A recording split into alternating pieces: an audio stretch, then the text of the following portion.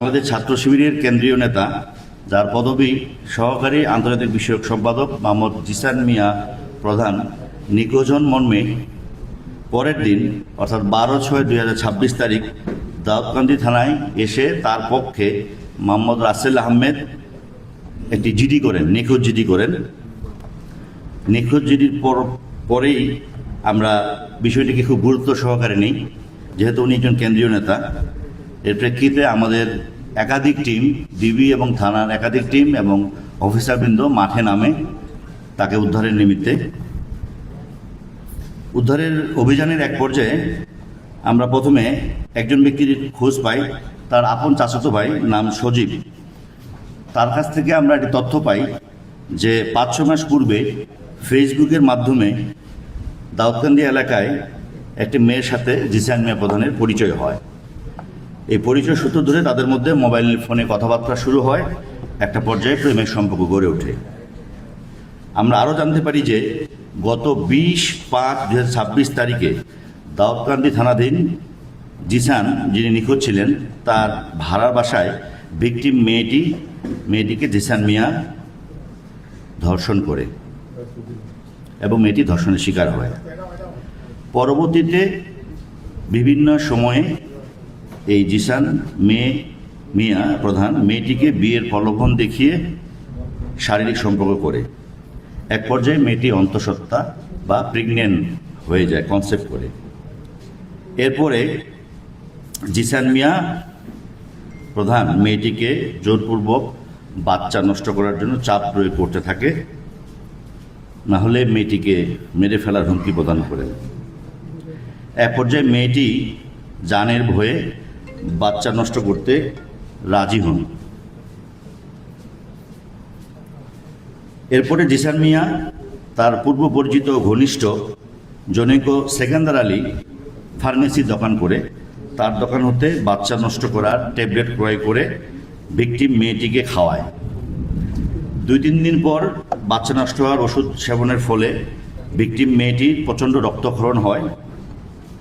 এই বিষয়টিও মেয়েটি জিসানকে জানায়।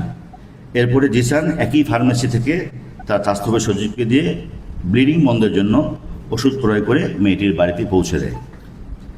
রক্তক্ষরণ বন্ধ হওয়ার পর মেয়েটি জিসানকে বিয়ের জন্য চাপ প্রয়োগ করে। তারই ধারাবাহিকতায় গত 12/6/2026 তারিখ, যেদিন উনি নিখোঁজ হয়, ওই দিন বিয়ে করার সম্মতি দেয় এবং বিয়ে করার জন্য নির্ধারিত তারিখ ছিল। বিয়ে করার তারিখ ছিল, কিন্তু বিয়ে না করে সে আত্মগোপনে চলে যায়। কারণ 11 তারিখ রাত 8টার পর যে বিয়ে করবে এই কথাবার্তা হয়, এটা আমরা মোবাইল প্রযুক্তির মাধ্যমে আমাদের কাছে অনেকগুলো মেসেজ আছে, আমরা পেয়েছি মেয়েটির মোবাইল থেকে।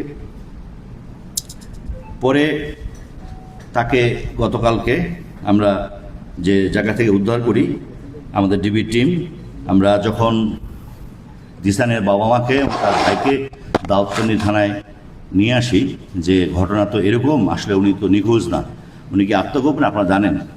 তার কিছুক্ষণের মধ্যেই তারাই বলছে যে তাদের ভাই, জিসানের যে ভাই, সে বলছে লাকসামে পাওয়া গেছে। তো লাকসামে পাওয়া গেছে। লাকসাম পরে আমাদের আরেকটা টিম এবং আমাদের লাকসাম থানা ওসি, সার্কেল এসপি লাকসামের রেল স্টেশনের পাশে গিয়ে আমরা তাদের দেখানো মতে, এবং যারা দেখিয়ে দিই তাদের নামও আমাদের কাছে তালিকা আছে, আমরা জিসানকে পাই। প্রথমে লাকসাম হসপিটালে, এরপরে আমরা উন্নত চিকিৎসার জন্য আমরা নিয়ে আসি আমাদের কুমিল্লা মেডিকেল কলেজ বিশ্ববিদ্যালয়ে। এখানে সে নিবিড় পরিচর্যা এবং তার সমস্ত শারীরিক টেস্ট করা হয়।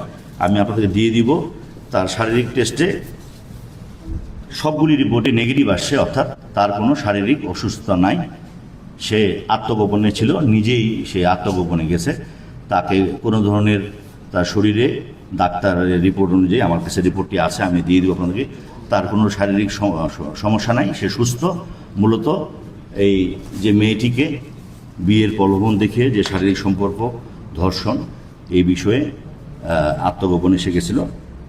আমরা মেয়েটিকেও আমাদের হেফাজতে নিয়েছি এবং এর সাথে যে জিসান, যাকে দিয়ে ওষুধ ক্রয় করে সজীব, সেও আমাদের হেফাজতে, যে ওষুধের দোকানদার ওষুধ দিয়ে সেও আমাদের হেফাজতে আছে। মেয়েটি থানায় অভিযোগ দায়ের করে লিখিতভাবে নারী ও শিশু নির্যাতন দমন আইনে মামলা হয়েছে, মামলা নম্বর 13।